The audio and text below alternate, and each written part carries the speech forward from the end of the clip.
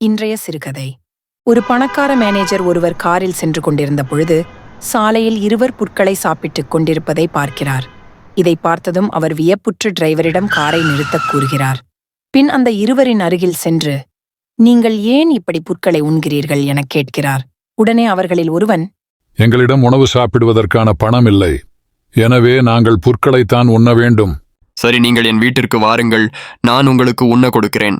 ஐயா, எனக்கு ஒரு மனைவியும் 5 குழந்தைகளும் இருக்கிறார்கள்.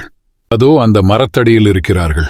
அவர்களையும் அழைத்து வா எனக் கூறிவிட்டு பக்கத்தில் நின்றிருந்த மற்றொரு ஏழையிடம், நீயும் இவர்களுடன் வரலாம் என்கிறார். உடனே அந்த மற்றொரு ஏழை, ஐயா, எனக்கு ஒரு மனைவியும் 7 குழந்தைகளும் இருக்கிறார்கள்.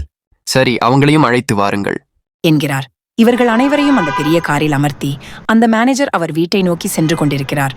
அப்பொழுது அந்த ஏழைகளில் ஒருவர், ஐயா, உங்களுக்கு மிகவும் இளகிய மனது, எங்கள் எல்லோரையும் உங்களுடன் இப்படி அழைத்துக் கொண்டு செல்கிறீர்களே. இது எனக்கு மிகவும் சந்தோஷத்தை கொடுக்கின்றது. உங்களுக்கு என் வீடு அமைந்துள்ள இடம் மிகவும் பிடிக்கும். ஏறத்தாழ அங்கே உள்ள புற்கள் 1 மீட்டர் அளவிற்கு வளர்ந்திருக்கின்றது. இதை கேட்ட அனைவரும் அதிர்ந்து போனார்கள்.